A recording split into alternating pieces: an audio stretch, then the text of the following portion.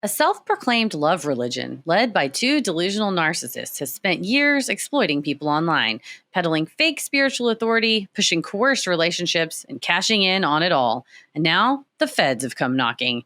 This week's episode is Twin Flames Universe Update. Sinisterhood.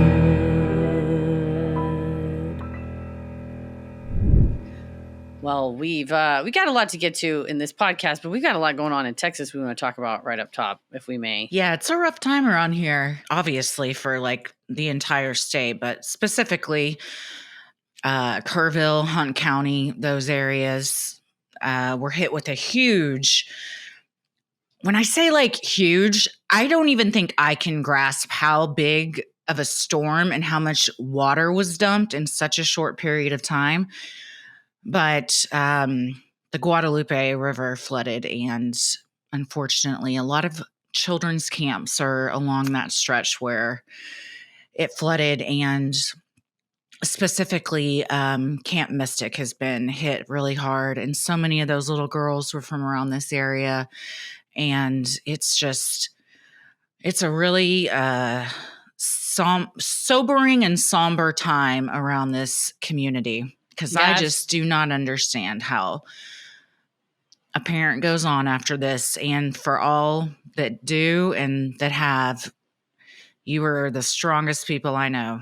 Yeah, God bless. Like you said, it's the whole community. It really feels like that everybody is either posting somebody they knew personally or families from their neighborhood or from their kids' schools. And so I think that type of pain, it radiates out, right? You know, even if you don't personally know someone, you're hurting because I told you yesterday, we were talking about like, it's like you're not quite in their shoes, but your shoes are sitting next to theirs at the door. Like it's like very similar circumstances. And, folks we went to school with, their kids out there and whatnot. So yeah, it was 11 inches in under 3 hours, and it caused a river to surge about 30 feet in just 45 minutes. So 109 people have been reported dead as of today, July 8th. 27 of those were campers or counselors from Camp Mystic and Hunt. There's been some rescues. I think the conservative estimate is about 800 people have been rescued.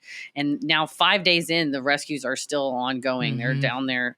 A big story was U.S. Coast Guard Petty Officer Scott Ruskin saving 165 folks from Camp Mystic, helping get them on helicopters and taking them out there. And it was his first save. Yeah. And he was so humble about it. And those girls were so scared. And he kept saying, like, they're having the worst day of their life. Yeah. They don't know it's my first time. They just see somebody in uniform that is like a beacon of light. And he stayed there by himself with those girls and helped them. And the footage is just unbelievable. Unreal. So I've seen people. I can understand why search efforts are still underway. Oh, absolutely. And I think people were swept away on bridges, streets, roads, houses, cabins, etc. And there's an image of a overpass that's about 30 feet up from ground level. And right now the water is even with the overpass, just that. And moving like thousands of cubic meters in a minute. I mean, it's just so fast. So we've linked some resources in our show notes. The Community Foundation of the Texas Hill Country's Kerr County Flood Relief Fund, the Central and South Texas chapter of the American Red Cross. We have a link there. Make sure you put Guadalupe River, Kerr County flood in there. Also, Kerrville Pets Alive, a ton of pets, animals need things, and search organizations like TXR, which is Texas Search and Rescue, and the United Cajun Navy, as well as just dozens and dozens, I'm sure going to be hundreds of GoFundMe fundraisers GoFundMe and is so many churches have gone down to, because it was a Christian camp, to help in search efforts, and just the community outpouring is overwhelmingly positive and supportive. Equally so is the grief that this situation, like I was telling you last night, of all the things like that have impacted children over the past couple decades, this is hitting me like harder than really any of them. And I think it really is because you just see your kid in all those pictures. 100%. And I certainly don't want to make this at all about me, but it is it's really sad to think of those families and what they're going through, and also what all those little girls went through and their counselors. It's just like the worst thing to happen on top of the worst thing to happen. You know what I mean? Yeah. Yeah. And sending your kid away, we talked about this last night, like sending your kid to a sleepaway camp, you might not have seen him for a couple of days, even hours, weeks, whatever. So that's another layer of grief for these poor families. So, and camp is like a safe place. And that's like all summer you're looking forward to going. And I saw somebody say how like camps in Texas are institutions, and it really is like that. And I don't know if it's like that in other places, but like generations of families will go to the same camps and stuff. And like, it's the same director the entire time who heroically saved 5 girls and then unfortunately did not make it afterwards. Another director from Heart of the Hills, a camp there too, also died trying to save people. And it's just, it's like so layered and, you know, nuanced and stuff. And just some of these, like Ella's friends, like legit knew some of these girls, you know, I mean, they're like, you know, like a friend of a friend type of thing. And it hits a lot closer to home when it is your home.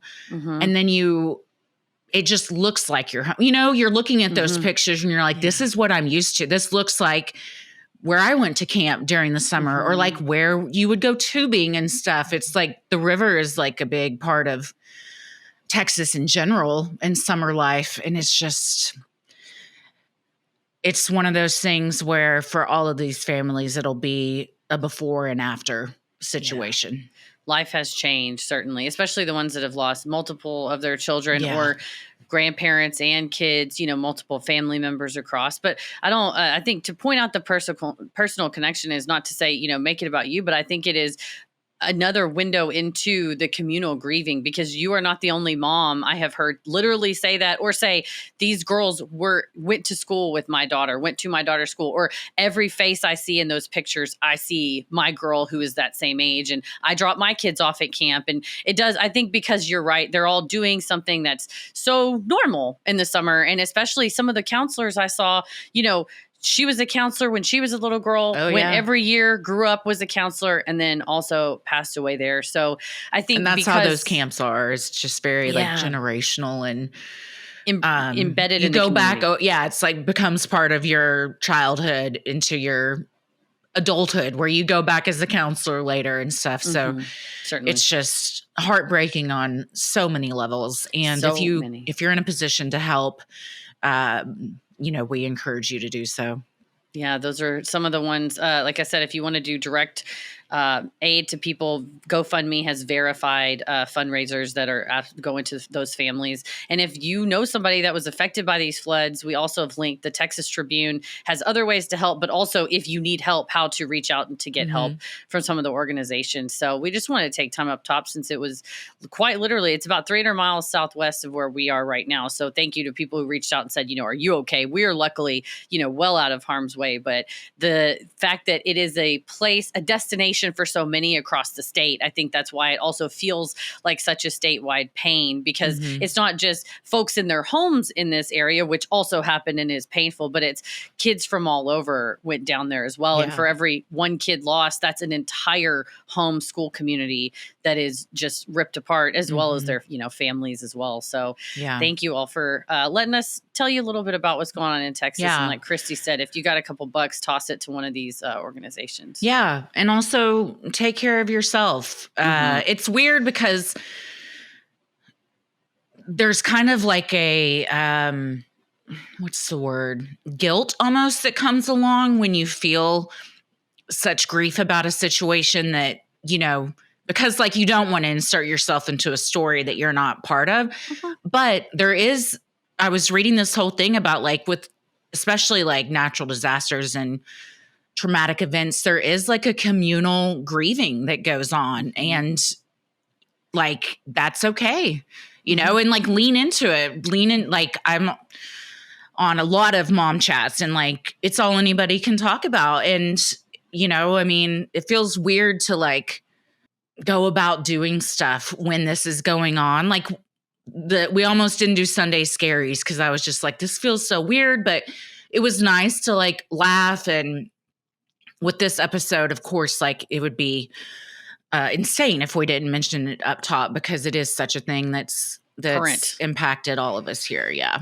Yeah, and ongoing as well. But yeah, I think, like Christy said, take care of yourselves because I think people watching from across the world are feeling these pains, you know, crying for them and the families. Some have said, please let us grieve in private. You know, don't post our kids' pictures, which we respect that as well. Or don't even, you know, mention their names. Some families prefer privacy like that. So for whatever way they want to honor their loved ones, we want to do that. But right now, shit is happening still. I mean, they're down there still trying to pull people out. So that's why I'm not even sure if all of the girls from Camp Mystic have been accounted for yet. I believe as of this, we're recording this July 8th. I think there were maybe 10 outstanding I recently saw. But don't quote me on that number. It's just a recent one I saw. So that's how impactful it was for the entire camp. Essentially, like a latter portion of it was swept away and like gone.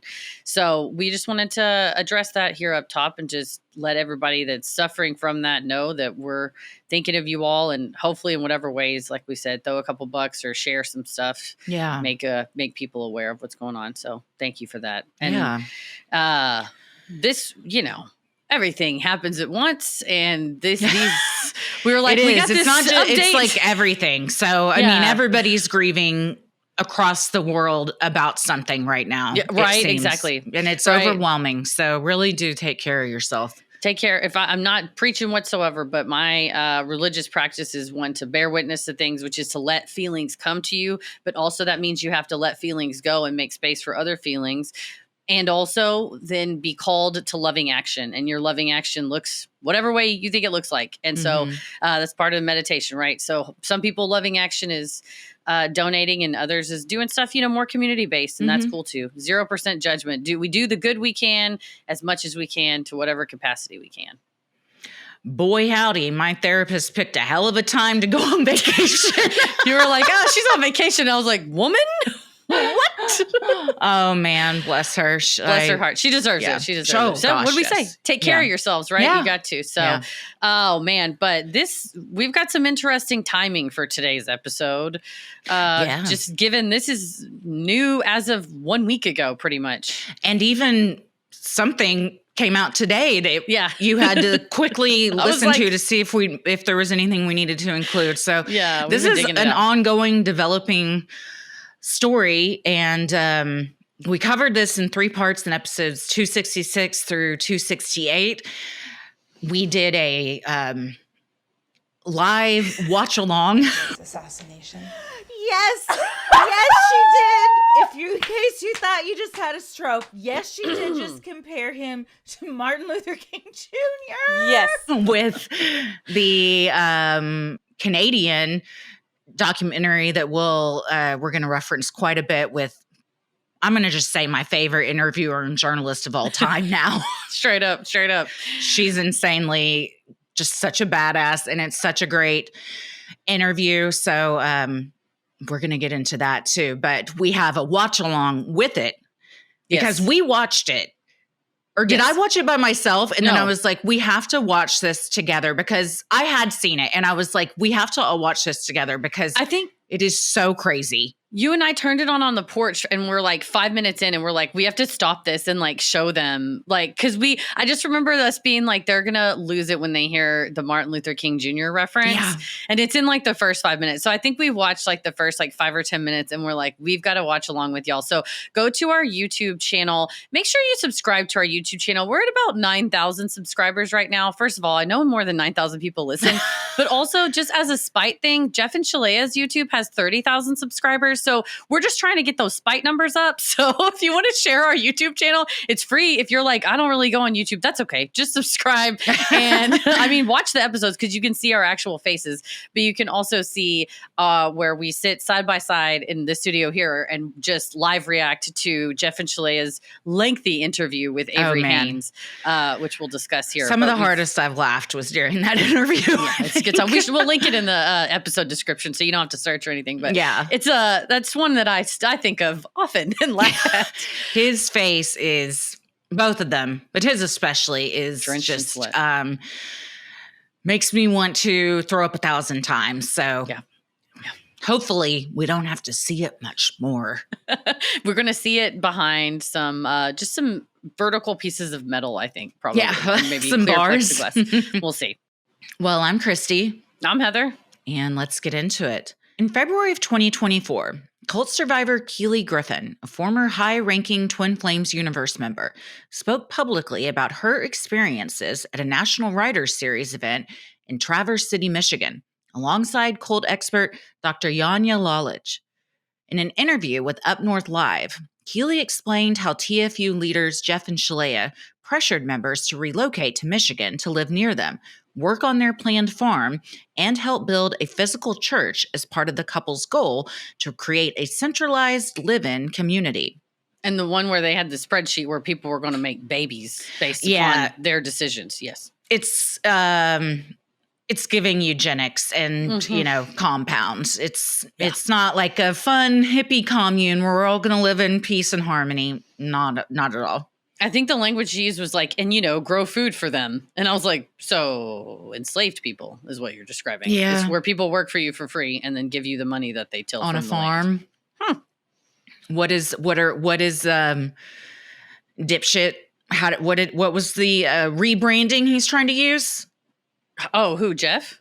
No, the president. Oh, overseer. What would, no, not over, surely not. Owner responsibility. Owner responsibility. Yes. Which is just a fancy new way of saying slavery. Yeah, I feel like, I feel crazy because nobody saw this. Just a brief aside that, like, if you say that you can use work on a farm to punish for a crime and then you arrest someone who was already working on the farm and make up a crime and then make them go back to work on that farm for no money, what have we done? Ask yourselves that. Just something to consider. Ask yourselves that. And there's one person that oversees all of the people working for him. Sort of takes ownership, someone would say. Yeah, it takes ownership and also doesn't allow them to leave. And doesn't also allow them to get citizenship. Just sounds familiar. So they can't leave without the permission of their owner. It's almost as if we've made things like they once were. It's almost as if those people are enslaved. Keely was nervous about returning to the area where her former cult leaders still live. She and Dr. Lalich asked the organizers at the venue to ramp up security for their talk, even requesting metal detector wands at the door. Just a few hours before the event, the executive director of the host organization took Keely and Dr. Lalich for a drive through nearby Sutton's Bay. As they headed up the road where Jeff and Shalea live, the weather turned misty with a fog rolling through. Then Keely spotted them, Jeff, Shalea, and their baby, walking along the side of the road. Keely panicked and ducked down in the back seat, but the executive director, calm behind the wheel, looped the car around and gently encouraged Keely to be brave. On the second pass, Keely sat up, looked out the window, and gave them a wave. On stage at the event, she later told the crowd, Jeff was not happy. He looked extremely angry. Today was monumental for me. I faced Jeff today. The audience cheered. As did we all. Girl, the only way it could have been better is to give him a two waves out the window.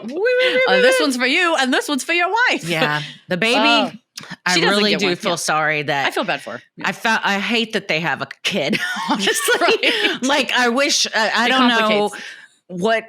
If they have family that is, normal and could raise her well, but I hope that they do, because when these two idiots end up in prison, she's got to go somewhere. She's by herself.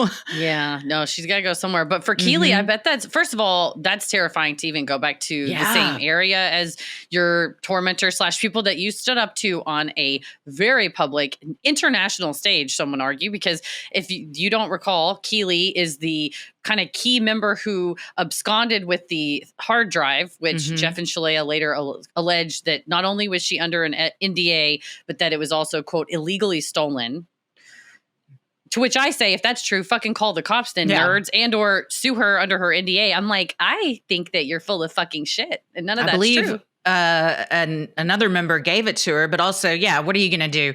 Turn them in when you know you're doing like the most illegal shit ever?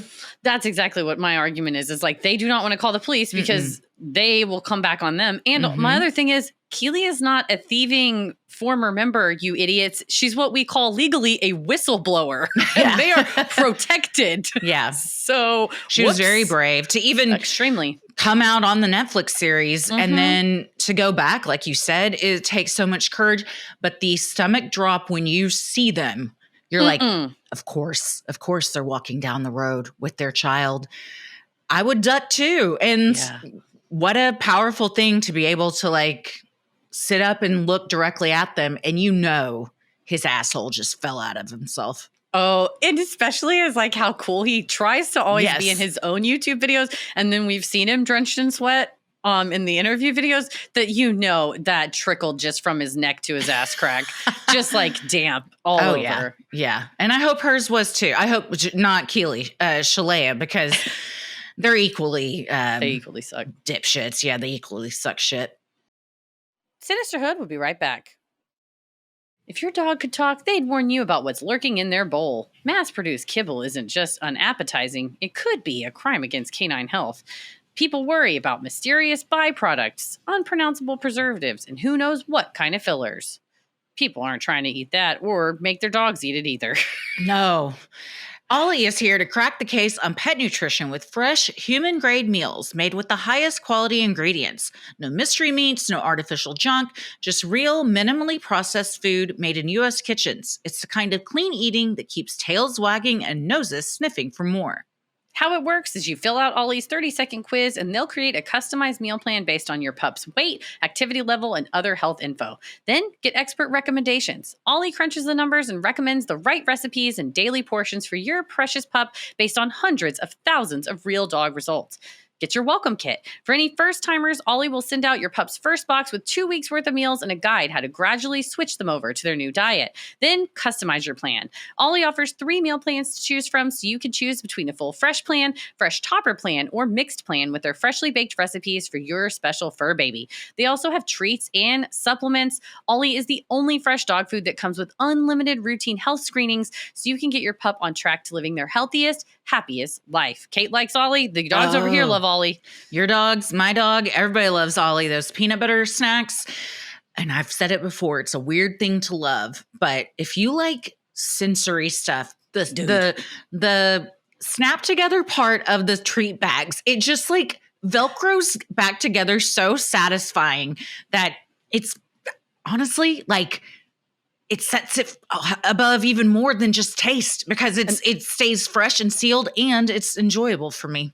That's how the pup tainer is. I feel like it's satisfying to put the lid on. The scooper, it keeps the food contained. It's not a huge mess everywhere. There's something about like the satisfaction where I'm like, you're that thoughtful on that. It's very thoughtful. Yes, very thoughtful. Well, dogs deserve the best, and that means fresh, healthy food. Head to ollie.com/creepy. Tell them all about your dog and use code creepy to get 60% off your welcome kit when you subscribe today. Plus, they offer a happiness guarantee on the first box. So if you're not completely satisfied, you'll get your money back. That's OLLIE.com/creepy and enter code creepy to get 60% off your first box. Sinisterhood will be right back.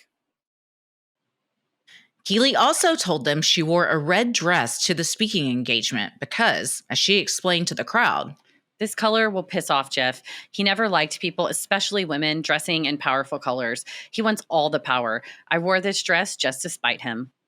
Dr. Lalich and Keely destigmatized former TFU membership, emphasizing that anyone could have been pulled into the group and there is no need for shame.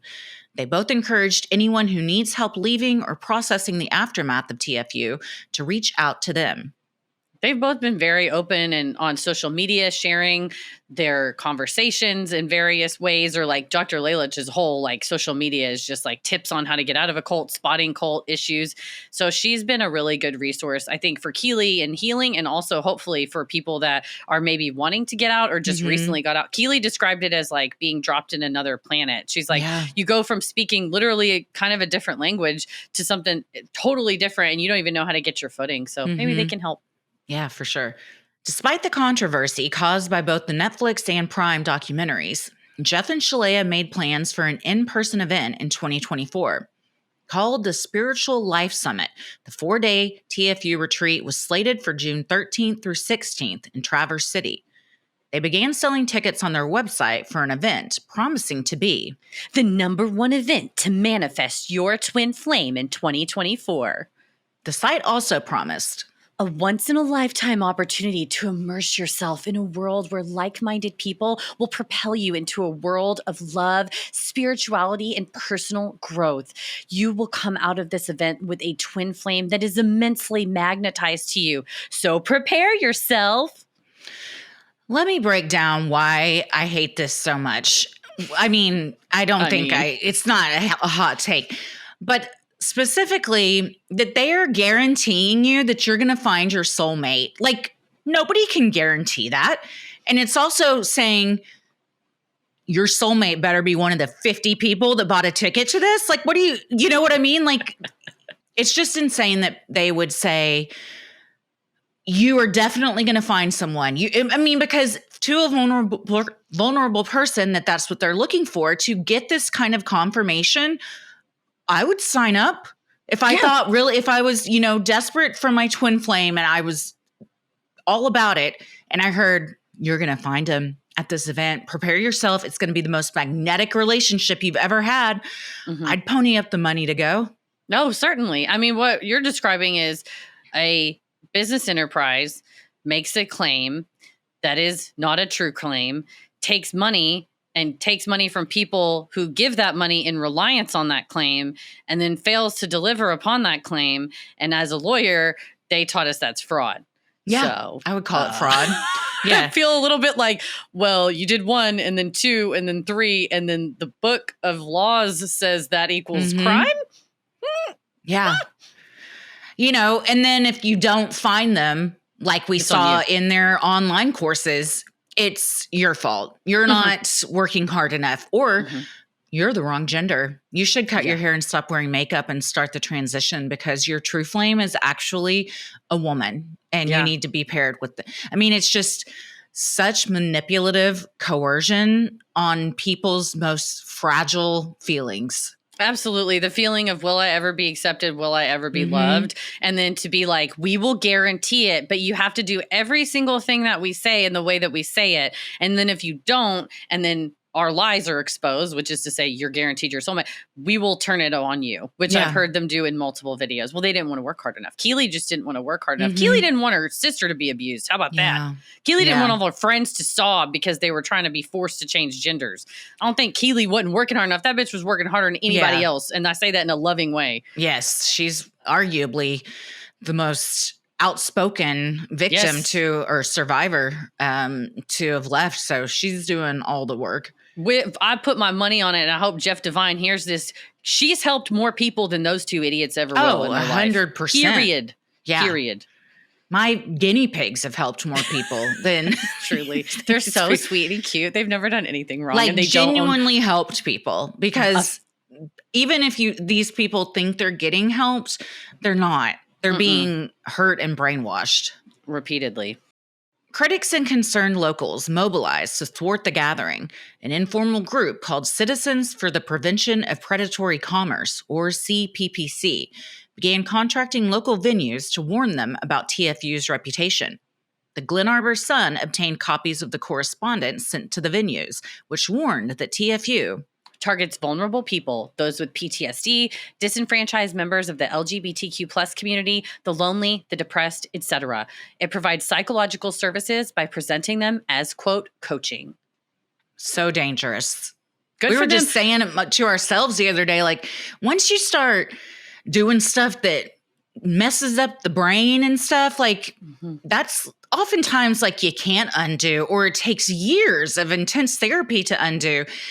And to just dismiss it as coaching just sends me into fucking orbit. It pisses me off. It's Linda Good McGillis style too, from the Profundity Years group, where it's like, I'm just coaching people. And it's like, well, really, you're like applying, like, again, it's like, well, the statute says if you do this, then technically that is practicing without a license. And so, in my opinion, that's what Christine Emmerich, as well as Jeff Shalea, and a lot of these ascension coaches have been crossing the line into providing mental health therapeutic therapeutic sessions without a license. And I think that they should be stopped from doing that, in my opinion. But I don't know who the Citizens for the Prevention of Predatory Commerce, CPPC are, but good for you guys for going out and being like, oh, you want to hold an event in our community? This is the type of stuff where I think when people feel like, oh my gosh, the world is so awful and it's burning down and there's nothing I can do. It's like, you might not be able to solve every problem in the whole world. And you might not even be able to solve a problem 60 miles from you or 600 or 6,000 miles from you.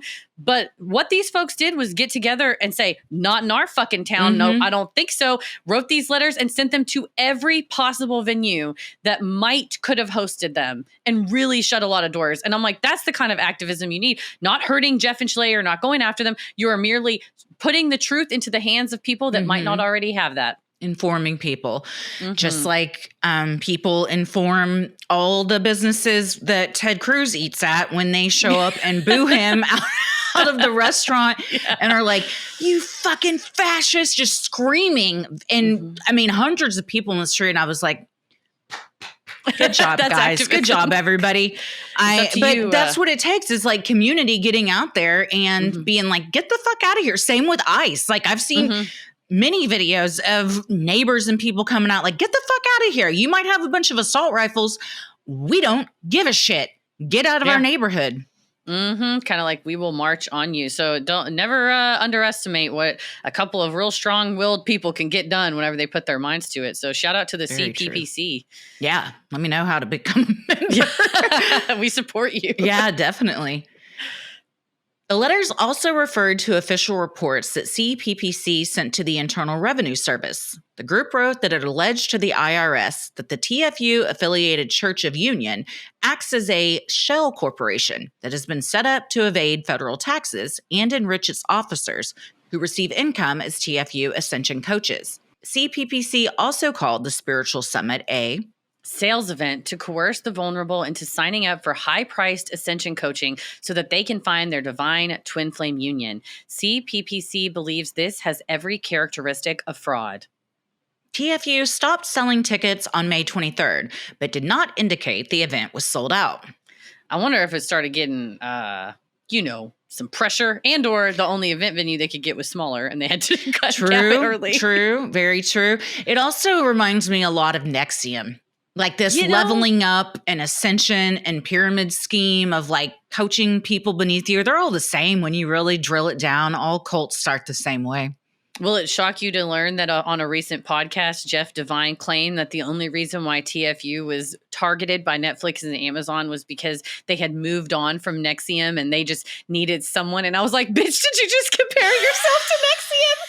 You did that on your own. We didn't even make that connection. No, you're telling on yourself. You just told on yourself. Dude. He was like, once they finished with NXIVM, they moved on to us. And I was like, yes, because you're the same. Yeah. You're like, Keith Raniere's in jail. You said NXIVM. Nobody else said pyramid scheme cult. Nobody else said that. You brought that up. I'm like, I ain't say NXIVM. You said NXIVM. But the IRS can put the CPPC letter next to the one I already sent them last year. Because I was like, I feel a responsibility as a person who has obtained information that looks to me to be a violation of federal statutes. This is the way to report it. And I felt a calling to send a little letter. If you feel a calling, you got to answer it. In good faith. Sinisterhood will be right back. This is an ad by BetterHelp. To battle stress, most of us can't wave goodbye to work, but we can start small with a focus on wellness. So for me, something that makes me always feel better, going on a bike ride, reading my book outside with a cup of coffee, enjoying nature in any ways, walking under nature. And I feel like I love our job, but our job is still a job. And there's times that I'm like, I need to close my laptop and just go have outside time. For sure. Absolutely. Workplace stress is now one of the top causes of declining mental health, with 61% of the global workforce experiencing higher than normal levels of stress. Don't forget that therapy can help you navigate whatever challenges the workday or any day might bring. For instance, on Friday, when the 40-year-old oak tree just fell down in my front yard and I was like overwhelmingly emotional about it, I was so happy to have my BetterHelp therapy session just a couple days later because I'm like, I'm going to talk to Nikki about this. And to have someone who's like, these are the factors that are going into how you feel, and these are the ways that you can cope with them, is such a game changer. And it leaves you not going, what's wrong with me that I Right. feel this way? It's like, a true thing is that I feel this way. Let me talk with someone who can help me navigate it. It's validating, yes, Absolutely. and supportive. BetterHelp is fully online, making therapy affordable and convenient, serving over 5 million people worldwide. Access a diverse network of more than 30,000 credentialed therapists with a wide range of specialties. Easily switch therapists anytime at no extra cost. And it works with an App Store rating of 4.9 out of 5 based on over 1.7 million client reviews. As the largest online therapy provider in the world, BetterHelp can provide access to mental health professionals with a diverse variety of expertise. Our listeners get 10% off their first month at betterhelp.com/sinister. That's betterhelp.com/sinister. Sinisterhood will be right back. CPPC's efforts prompted at least 2 sites to refuse bookings. TFU organizers, aware of the pushback, then concealed their connection to the controversial group by using aliases when reserving locations. The ruses seemed to work on the Cathedral Barn at the Grand Traverse Commons, Great Wolf Lodge, and Hickory Hills, all of which hosted parts of the summit. A representative from one of the venues told the Glen Arbor Sun newspaper they had no idea they were renting their space to the Twin Flames universe. I think that's the thing, too, is when you have an enterprise like this, like, you don't have to go and rent it under the name of Jeff Devine. Mm-hmm. Like, you can say, hey, Susie, in marketing or whatever, go put it under your name. And absent CPPC going out there, and even with their efforts, it seems like some venues are like, that's fine, whatever. Yeah, I want to know if this is the same Great Wolf Lodge we've got here, which is a children's themed like staycation hotel with a water park. It's like a family friendly, like a resort kind of thing. So yeah, I think so. I think it's their chain. Well, that's gross on a lot of levels, including Jeff and Shalea thought it was appropriate. Like, this is a family cult. We all want to help each other, and we're going to go to the, this family themed event. Bring your kids, bring everybody. And then, that's just another way that they get their fingers into everything. And it also, I think it lends to an air of legitimacy. Of like, we're having a conference at this conference place where everyone else has, your insurance company might have a conference here with the employees and their families. So I get what you mean. It's like, everyone's included. We're just like a fun family and that's what they describe. Footage of Jeff screaming at the members of like, it's a family meeting that was passionate, that was blasted on the internet. The event, which cost over $500 per person to attend, opened with a divine art show featuring Shalea's work. It included gatherings and workshops before ending with a twin flame wedding on Sunday. The wedding ceremony at Hickory Hills on June 16th was booked under the name Ariel Corley, according to Traverse City officials. That name came to light after the Glen Arbor Sun filed a Freedom of Information Act request to find out who submitted the application. It's still unclear what connection, if any, Ariel Corley has to Twin Flames universe. There are several people by that name in Michigan, and one Ariel Corley once studied in Sedona, Arizona, where Shalea was living back in 2012, under her birth name, Megan Plant, when she first met Jeff Ion online. So it could just be could be a fake name that they used, or a name that they pulled out of a hat. They're like, I don't know, the Little Mermaid, Ariel. Yeah, or it could be somebody that's participating in it. We don't know. Or someone they knew, and they just, they stole an old name. Damn, you're just like, I'm just trying to vibe in Sedona. Yeah. I did not know these people. No, sorry, Ariel Corley, if you're listening and you're like, they did what? She's like, I'm not going to no Great Wolf Lodge. According to the marriage license filed the next day in Grand Traverse County, the ceremony was officiated by Jose Sanchez, a self-described Master Certified Ascension Coach with Twin Flames. 2 fellow coaches signed as witnesses, Michaela Sanchez and Christine Emmerich. Emmerich, one of Jeff's frequent collaborators, is affiliated with the Church of Union and has been listed as the cult's chief operations officer. The mailing address for Jose Sanchez is the same address tied to Emmerich's Church of Union property, just outside Traverse City. Yeah, so I think they're ordaining themselves as ministers and conducting these weddings, which you're allowed to do. I mean, I mean, yeah, you can't. I mean, you're ordained. So. I am through the Universal Life Church. Despite their attempts to keep it secret, the Glen Arbor Sun published details of the weekend, including a photo of the ceremony. Seemingly unaffected by the negative local press surrounding their summit, Jeff and Shalea pressed onward, posting sermons online and continuing to recruit new members for their universe. Perhaps hopeful to reclaim the narrative, the couple hired a crisis PR firm in late 2024 and decided to reach out to one of Canada's top investigative journalists. Jeff Devine called this woman a so-called investigative journalist. Take 2 of these and call me in the morning, Jeff Devine. This woman did not back down to any of his bullshit. She didn't, when they would try and laugh things off or smile or be coy, she didn't buy into it. She asked, logical questions that we all want to know and pushed when they didn't want to answer, to the point where he had to excuse himself to get water and literally the color drained from his face. He was just like, I just need a drink really quick. Hold on. Hang on. And then it was like, go, while sweat is pouring down his face. Pouring. And Shalea's next to him going, he gets dry mouth when he talks a lot. And Avery's just like, let me know when you're ready to continue. He literally had to like run to the other room. He did. He had to, yeah. And then the camera man knew what he was doing and did a wide shot of the whole. I don't think they were at their house, but they were at a house. Maybe they were at their house. I think it might have been their living room. Oh, okay. Oh yeah, that's right. Because they're like, not everybody wants a big house like this. Honestly, it's really hard to take care of and clean. So I don't recommend it for everybody. Our house is so big. It's so hard to clean. I'm like, we have so many rooms that we can't even clean them all. Are you kidding me? Mm-hmm.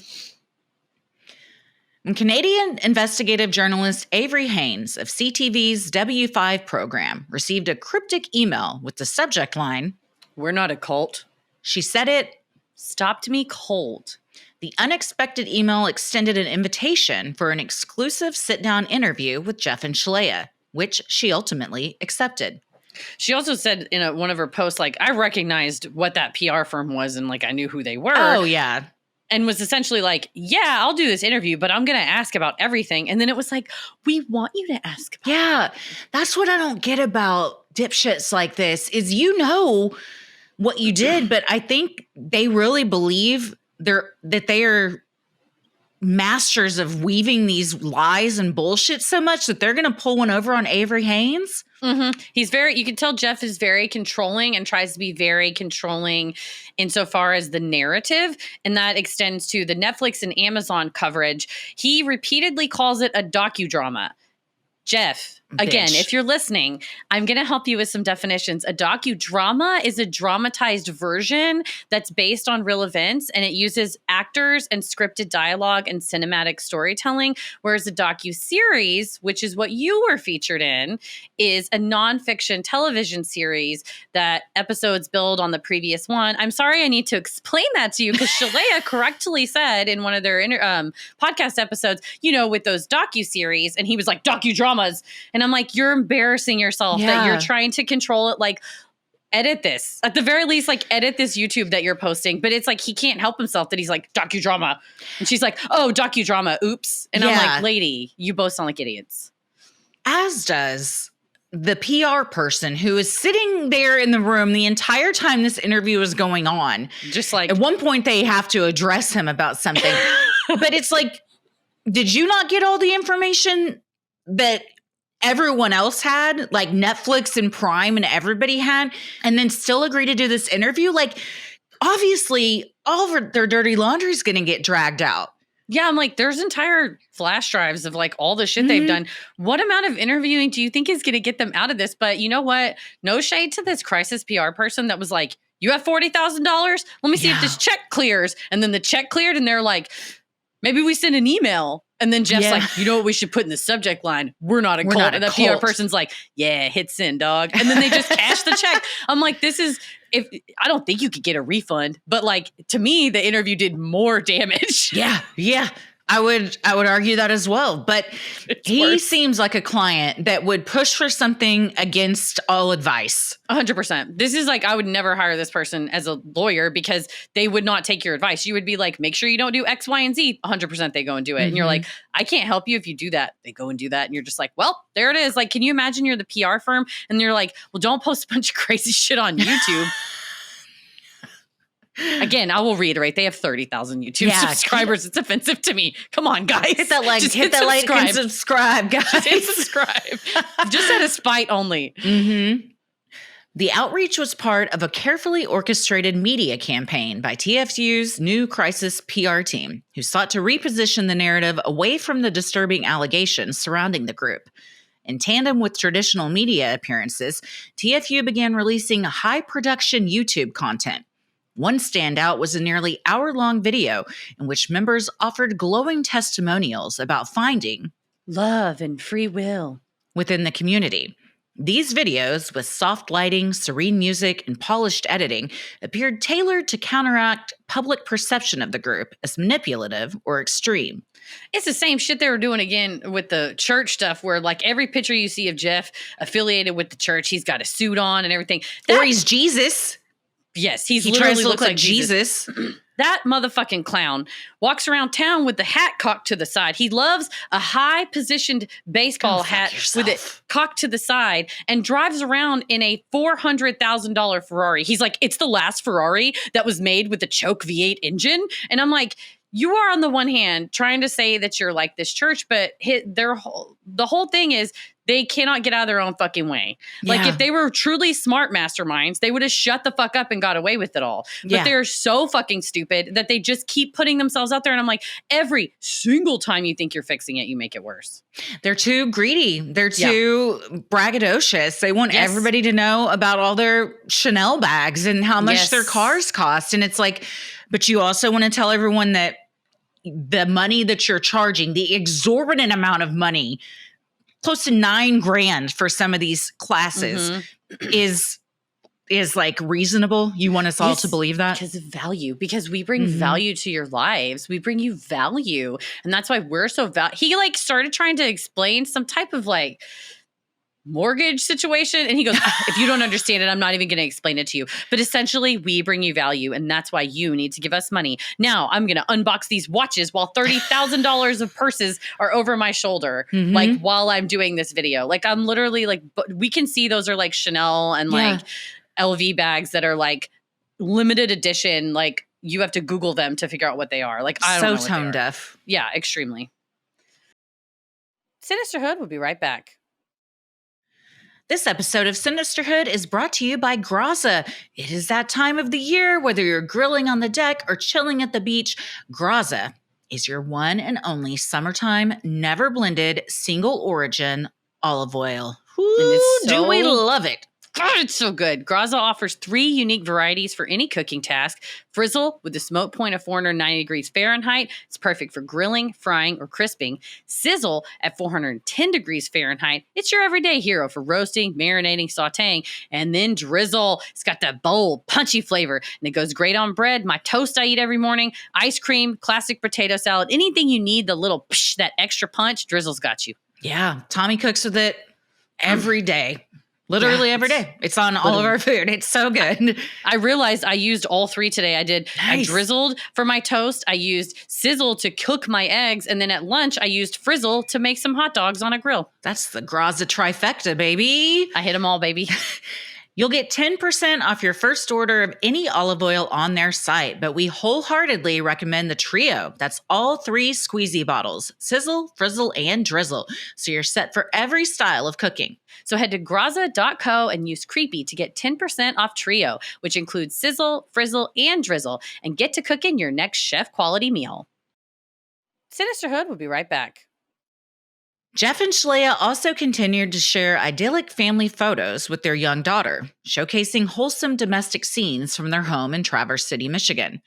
This personal content stood in stark contrast to the darker narratives dominating headlines and documentaries at the time. Behind the scenes, however, a different tone prevailed. Leaked chats from late 2024 between TFU moderators revealed coordinated efforts to insulate members from outside criticism. Moderators actively encouraged followers to avoid, quote, negative media coverage, including the W5 investigation, and to instead place unwavering trust in Jeff and Shalea's divine authority. So that's what cult leaders tell you to do, which is to ignore your own eyes and ears and only listen to what the leader says. Yeah. It's a dictatorship. It's a cult. It's anytime a leader has self-appointed themselves to make decisions for an entire group, or you have to run anything by that you want to do by these people, that's a big red flag. Once you start letting people take over how you think, I mean, that's like what makes you you. And that's something like you can't even touch. It's just in you. Yeah, and especially if the person that's telling you this, first of all, change their last name. Jeff Ion, your name is not Jeff Divine. No. But change their name. And her name's not Shalea. No, it's Megan or whatever. She's also from Canada, which I think is maybe what tied into the W5 investigation. I feel like we should call Avery Haynes, and Avery Haynes shredded their asses, but fairly, in my opinion. But the thing about what you're talking about is when you have a person appointing themselves as, not only am I your only source of information and knowledge, but also I am a divinely selected source of information and knowledge. Literally, this is what the kings did to keep the serfs and the peasants under them. And they're like, well, God made me the king and made you the workers. So if you work really hard, you can get like up in the ranks, but you're never going to be king because I'm the king because God said I was. So his whole thing is like, we don't live in the physical world. We live in the spiritual world. Okay. We live a different. I'm like, you live in a spiritual world with the fucking Ferrari and $30,000 worth of bags. I don't think so. No. I think you live in the earthly realm, my dude. Like, let's all come live and work and grow farms and stuff, but there's going to be one person that we all have to answer to. Yeah, and it's Jeff. Yeah, like it's Jeff and then Shalea underneath, but it's not like they are considered equals by any stretch of the imagination. And he would admit that because the masculine energy is, supersedes the feminine divine energy. It's all about the polarity. Like, I forgot about polarity. She's like, when Shalea's like, it's because we have different polarities, and we forget about my man is that the polarities are either masculine or feminine. She literally said in this most recent podcast, not most recent, but a recent one, she goes, I examine my own gender polarity in college, for instance. I dressed as Luke Scott. No, this is a different thing. She separately. So she talks about that in the interview with Avery. She said she has sexual experiences with women in college, whatever. But she goes, one time I went to a Halloween party dressed as Luke Skywalker. And I thought, this isn't me. I don't feel like this is me. Yes, it's Luke Skywalker. It's not any of us. Skywalker. That's because it's a costume for all. And she's like, I just didn't really. So it's like so offensive to me. And I am a cis person. Like we all have our own identity, gender identity that we identify with, regardless of what that gender identity is. If you identify with the one you were assigned at birth, that means you are cis. So period, you have a gender identity, regardless of whatever you think about this. So it's so offensive to me as a cis person, as a person who has trans friends and family members, that Shalea would consider donning a Luke Skywalker costume as her exploring whether she's masculine or feminine, and not in a way that's like, I got really into cosplay and I was attracted to these characters and like I was exploring it, because I do think cosplay and costumes can be part of that, but that she flippantly compares one time wearing a Luke Skywalker costume to a Halloween party to other people's entire gender journey and like the journey to like what gender you identify with. It's so fucking offensive to me. And I just feel so heartbroken for anybody that is struggling with gender identity that got looped into these dipshits because they don't fucking know what they're talking about. Not only do they not know what they're talking about, but the messages they're spewing are very dangerous. Extremely dangerous. Also, why do we think she chose Luke Skywalker? Do you think she was like, well, this is the ultimate man that fights for good, so if I don't relate to this, then I'm not going to relate to anything? No, I think she went as Luke Skywalker, and then many years later on this podcast, she was like, oh, that's right, I did that one time. I went as Luke Skywalker as Halloween. So when we talk about like gender polarity, I'm going to bring that up because that makes it seem like I really get it. At no point would I be like, well, I know I explored my gender identity when I dressed as Sherlock Holmes one year and wore a fake mustache and had a meerschaum pipe, which is a true thing. And it was fun. And I had a great time. I loved wearing that mustache. Wearing fake mustache is one of my favorite things to do. But I'm not going to go to a person who has a struggle with their gender identity and go, listen, man, I know what's up. I love a fake mustache. Who doesn't love a fake beard? And they're like, that's not really what this is about. Yeah. And you're like, I'm like, well, you want to give me $9,000 to help you sort this?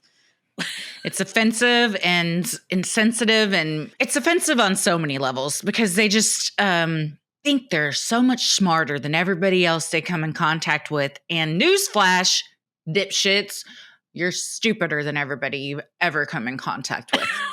Pretty much every single person, especially the ones that got out. Yeah. If you're so smart, how did Keeley get a Netflix series? True. Yeah.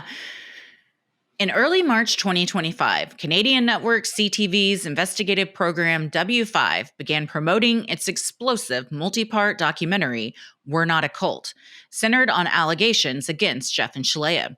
The documentary promised to shed new light on accusations of coercion, manipulation, financial exploitation, and control within the spiritual coaching community TFU had built online. Just ahead of the documentary's air date, TFU posted a, quote, media statement on its official website. The language used was almost identical to a defense previously shared with media outlets back in 2023. The statement emphasized the group's mission of love and healing, denied cult allegations, and portrayed dissenting voices as disgruntled former students. It's like the interview didn't even come out, and they were like, we got to release something because people are about to see this. We know how bad that was because I chugged 4 gallons of Smart Water. They're like, reach out to Smart Water, see if they'll sponsor us. Smart Water's like, nope, and please blur our logo out because that we have nothing to do with that. They were trying to get ahead of it. Probably that crisis PR firm told them to too, because he was sitting there watching the whole thing too. It's like, I'm never going to reputationally recover from this. But it's like the Barbara Streisand effect, or just anything where you're like calling more attention to something that needs be. Yeah. And if you just shut the fuck up, he doth protest too much. It's like they're like, we'll put a statement out and then that'll show them. And all it does, which I mean, I think it probably effectively maintains their semblance of control of the narrative to these insular group that still like listens to them as divine and follows them. So if that's you're like, well, at least we can maintain what we currently have by getting ahead of it. Maybe that's the plan. Do we know how many are still currently active in the TFU? The latest number I could get was from Shalea in this. It's linked in the show notes. It's an hour and 22 minutes. I watched it on 2x speed, and that was still too slow, in my opinion. She said, not once did our revenue drop during this, as far as... That's my opinion is nuh-uh. So, although several people in the comments were like, this is how I found you. So then I was like, please don't. If you see a documentary about a cult, don't go and Google it and join. But they said it's not a ton of people. I believe she said it's a couple of hundred really dedicated students. So I guess that's the magic of a pyramid scheme, is that if it doesn't take a lot to get the money. Yeah. You just need some that are willing to on that recurring revenue. And also feed your ego and treat you like you're just the prom king and queen, which is what I think they want to be considered. Like they were never the popular kids. And now they want to be the popular kids where everyone's just telling them how great they are. Yeah, you're exactly right. I think it's a big part of it is ego. I mean, I'm sure it's not probably too bad to own one of the only Ferraris that's a naturally aspirated V8 engine, or watches or purses or whatever. That's fun too. But I think you're right that what can you do to help me? Like being an ascension coach and having people come to you like you're some kind of expert. If the rest of your whole life you're a fucking idiot loser who's never really done anything that's like impressive, then yeah, I'm sure that makes you like, that's how you go to sleep at night, is that you tell yourself like, I'm a good guy. I helped that sad person today. And then you go to sleep on your $10,000 He looks in the mirror mattress every night and gives himself a little speech before he lays his head down. Who's mommy's good boy? Your mommy's good boy. Your mommy's good boy. She's like, Jeff, are you done in there? I'm taking a dump. Your mommy's good boy. Oh yeah. He's smacking himself for sure. Yeah. In the interview, Jeff surprisingly distanced himself from some of TFU's most foundational concepts, calling certain teachings silly ideas and claiming there's no sacred cows here. Even the group's core doctrine of divine masculine feminine energies was up for reconsideration, signaling a possible pivot under legal and social pressure. This is why I don't fuck with these people too, for a myriad reasons, but also stand on your shit. Yeah. You've said this for 5 years when the rubber meets the road and you're staring down the barrel of Avery Haynes and you're just like, I don't know, it's kind of silly. And you're like, you charge people thousands of dollars and ruin their lives. No, yeah. Anyone that can just pivot like that, like, oh, I don't know. You've stood for decades talking about how you're like against certain political parties and leaders. And then the second something comes along where you're going to get furthered and your career's going to get furthered, you're like, sure, I'll buy into this now. I'll jump ship. You're like, I will never align myself with that person. And then someone's like, we'll give you a lot of money. You were like, I love this guy. I love this guy so much. He's the best. And I'm like, that's people I don't like. I'm always like, at least have an ethos. What does Walter say in The Big Lebowski? Say what you will about the tenets of National Socialism, but at least it's an ethos. Like, these people are nihilists. They believe nothing. I mean, truly, I feel like they're narcissistic nihilists. Like, they don't really believe this stuff. It's like, what bullshit can I spew to get money? Yeah, 100%. Sinisterhood will be right back.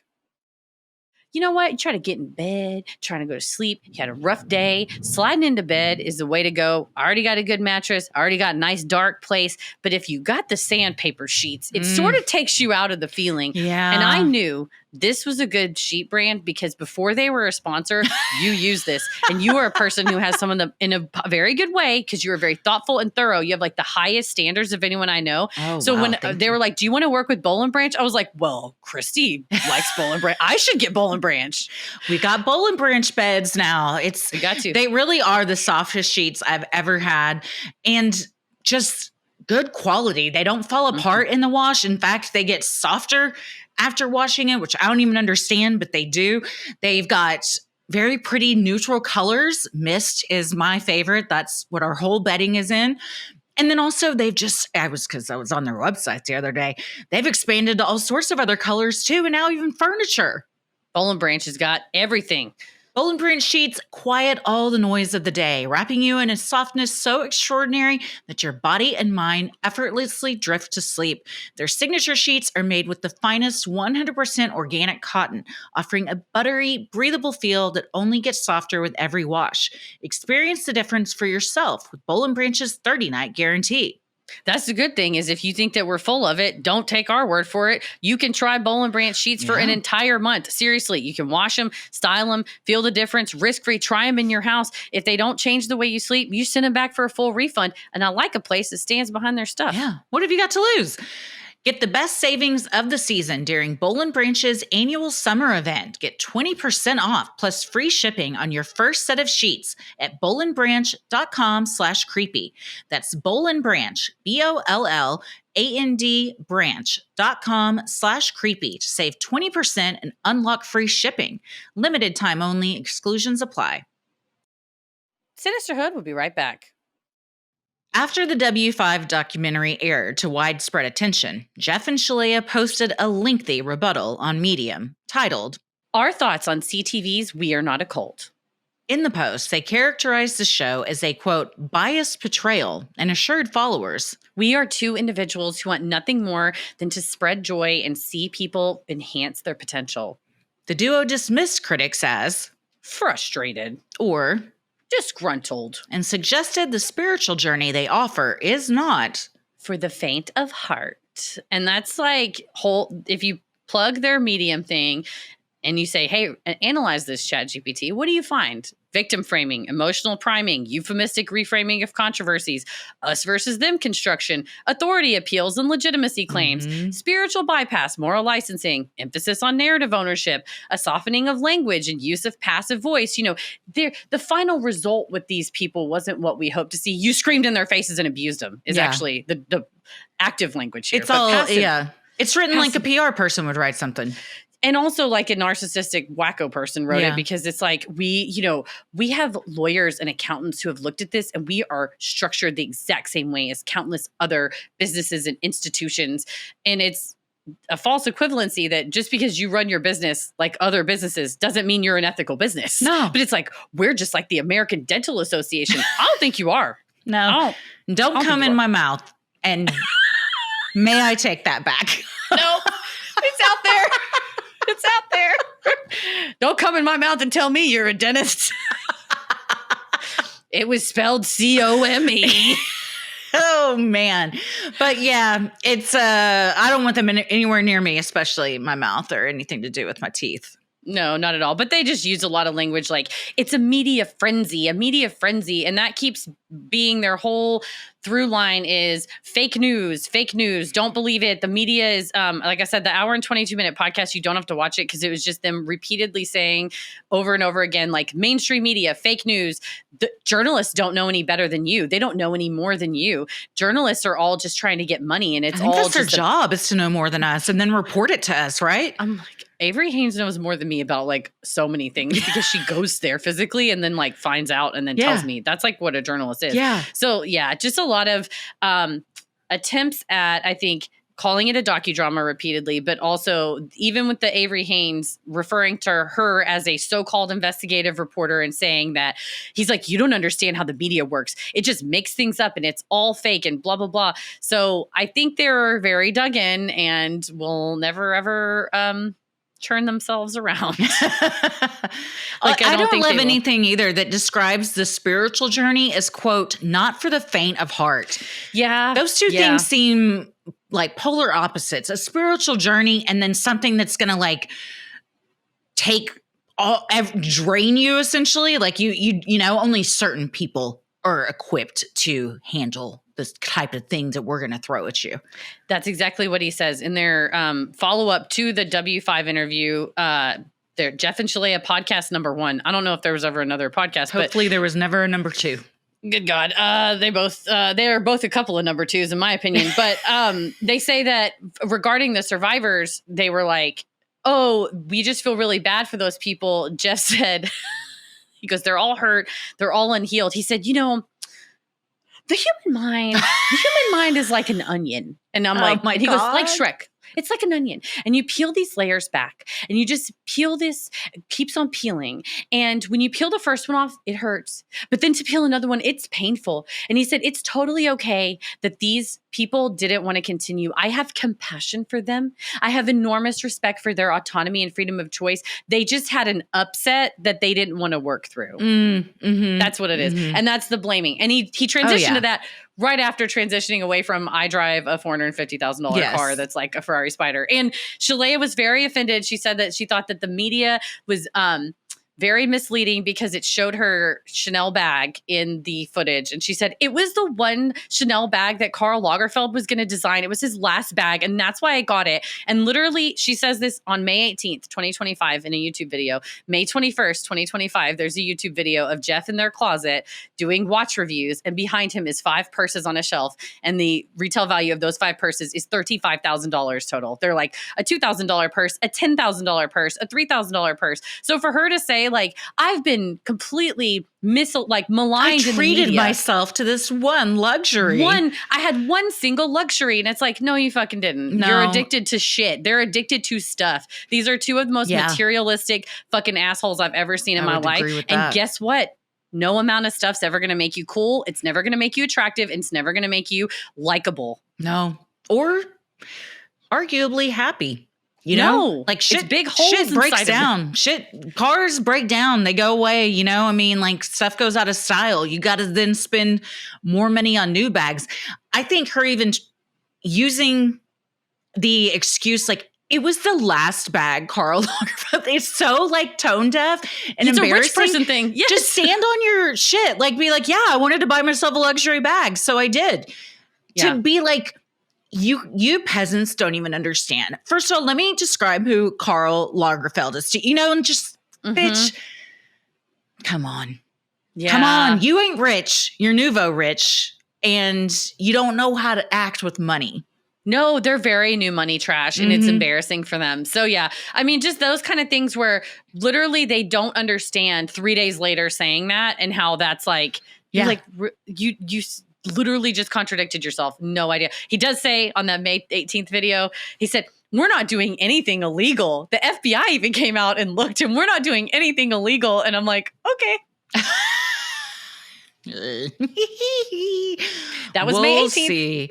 Then what happens? When you lie so much, it's hard to keep up with what you're doing. You know what I mean? Like it's easy to get tripped up because you're just spewing shit. None of it's like truthful. Having seen them. Yeah. Having seen them in action on all of Keeley's footage, they are not smart enough to operate a criminal enterprise long term. No. You can set it up. You might be able to run it short term. Not long term. You might be able to get a $500,000 car and a couple bags, but eventually you're going to be in prison. That clock is ticking. Yeah. Tick tock, tick tock. Despite the pair's efforts, many critics saw the PR campaign as little more than a rebranding effort, crafted to soften public perception while sidestepping accountability. Months after the Canadian documentary, Michigan's Attorney General Dana Nessel announced an investigation into TFU for alleged labor trafficking and fraud. She shared a powerful video on July 1st calling out the alleged cult. Twin Flames is a largely online organization with leaders based in Leelanau County that allegedly uses coercive control over its members, both in Michigan and across the United States. We believe that many of their actions may have been illegal, and we are asking for the general public's help in this investigation. We love to see it. We love to see someone take it seriously. And labor trafficking is what we talked about at the end of episode 3 as far as what might be the thing that triggers the most attention from authorities. And it is unpaid labor for 2 reasons, because it's illegal to have unpaid labor. And if you have unpaid labor, that means those laborers have unpaid taxes. Yep. So the feds get a little chop licking about that of like, oh, how far can we claw back? The video came after special agents from the Michigan Attorney General's Office, the U.S. Department of Labor Office of Inspector General, Michigan State Police, and 2 local sheriff's offices executed search warrants on multiple properties associated with TFU. According to the AG's official statement, the warrants were served upon individuals atop the Twin Flames Universe TFU organization and its associated properties under the authority of a judge finding probable cause that crimes have been committed by TFU and their leadership. You fucked.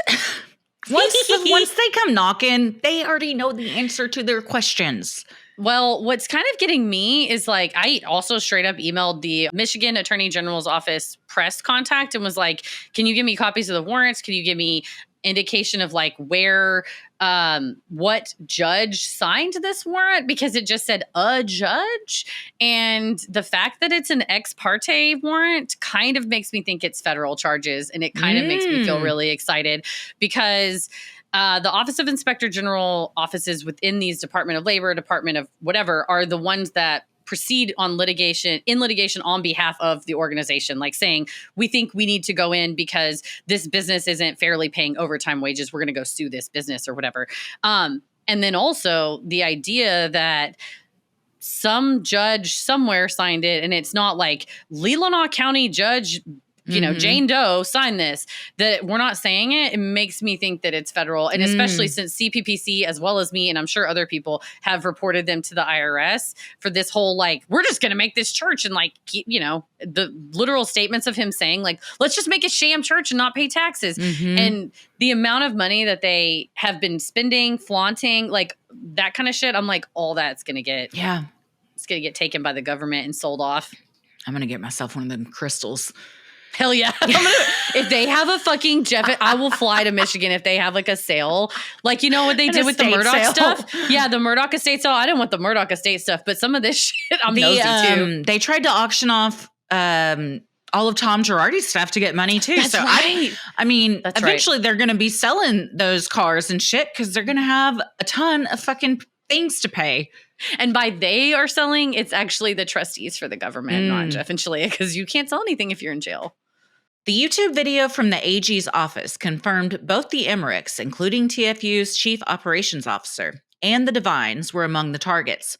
Local paper Traverse City Record Eagle reported that neighbors saw law enforcement and a canine unit enter the Devine home, as well as a box of papers being removed.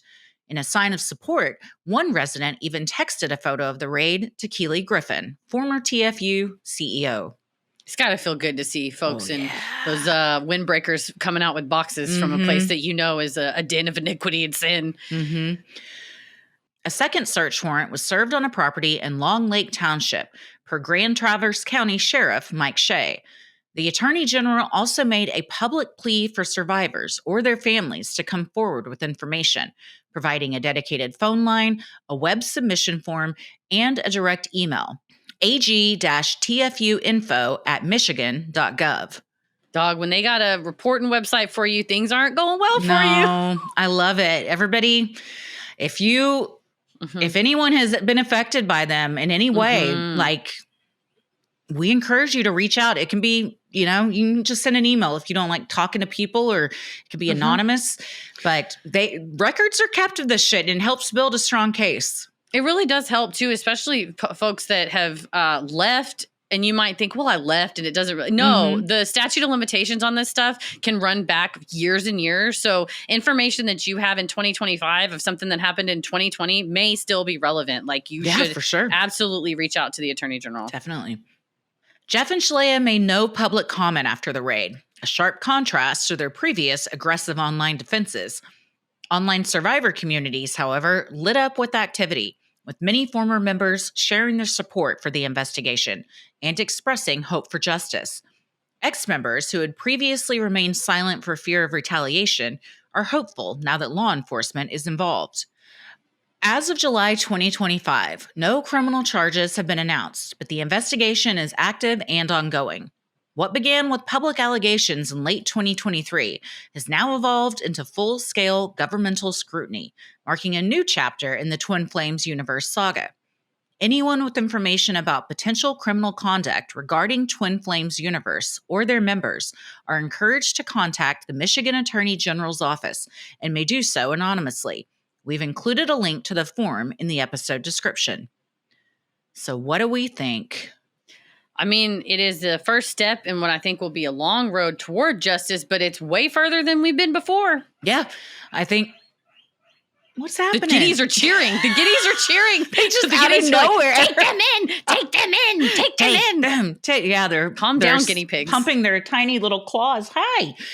Yeah, it's nice to see things like this happen, especially when you've been following a story like this for a long time, and so many people are screaming like, these people are fraudsters, they're dangerous, like, they're abusive, we're suffering, and then law enforcement starts to catch up and do something about it. It's very satisfying. It's so satisfying, and I hope too any law enforcement in the enforcement actions here help legislators craft legislation that better addresses the issues that are going on in this case, that also we saw going on in Profundity Yours, that also we saw going on in Love Has Won, that also we saw in Teal Swan, where you have these unlicensed, uneducated people that are just peddling their own whatnots, like, on the internet, to the detriment of the public. And like, we have to ask ourselves, as you, me, and everybody listening are the public. And it's like, do we want to allow where it's not more criminally punished for people to do this? And so hopefully not. And hopefully this is a good sign. Like, you can't, like, fucking stop putting yourself out as a fake psychologist on the internet. Fucking quit. And it is a bummer that oftentimes with things like this, we don't see movement until it's financial based, which is a huge bummer, because long before they were scamming people out of thousands of dollars, they were fucking with their brains and telling them stuff. And like the gender stuff, that's more harmful than any amount of money you may lose.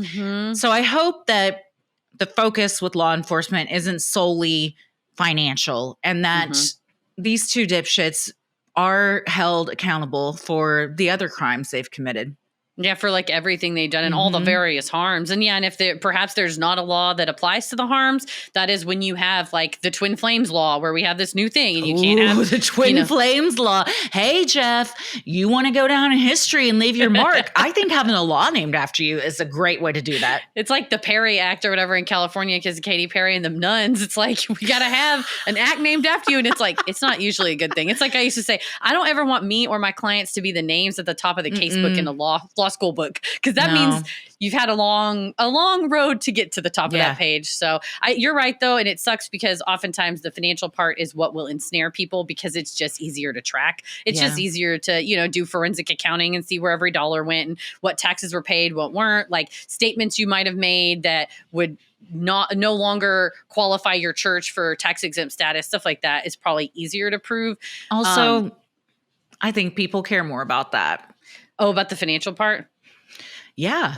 More than mental health. I would say that. Yeah, like the government and law enforcement, like they care about money, but if they cared a ton about people's mental health, then mental health services in America would look a lot different.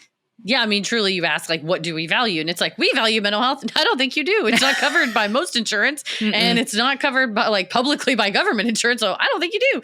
But no, you're right. Like, the focus is more on, like, but that's our money as the government, and you owe it to us. Yeah. Which it's much like Al Capone. Like, he killed a bunch of people or had a bunch of people killed, like, by his word, and he didn't go to jail for murder. He went to jail for tax evasion. Yeah. So it's the classic Al Capone thing. So maybe they'll get hemmed up on that. It sounds like the IRS was not there, but that it was the Department of Labor, which tells me there's something to do with unpaid labor. But that could very well also tie hand in hand with an IRS. Like, essentially they wait. Like, the IRS waits until the Labor Department's done. The OIG of the Labor Department goes, oh, it was this many employees for this many years. Therefore, now we can do the math. It was this many dollars that weren't paid. Then the IRS can come in and go, how many dollars weren't paid? Okay, well, let's do our math. And now you go to jail for that. How many Ferraris do you have? Yep. Yeah. I hope when you're in your cell one day and you're thinking about all the materialistic things you own, that was it worth it? Was it worth it? I mean, if y'all are confused about what's fitting to happen, go watch episode 1 of Schitt's Creek. It's very similar to that. Yeah. So I hope you have Except way less funny. And I hope you way have a less, town somewhere. Way less good looking. Yeah. I hope you have a town somewhere to go live in, because I think that's what's going to happen is your shit's going to get taken. So we'll keep y'all updated. And thank you. Shout out to everybody in Traverse City area in Michigan who, like, the second this news broke, we found out from you in our Instagram DM. So thank you very much for that. Thank you so much. Looking out.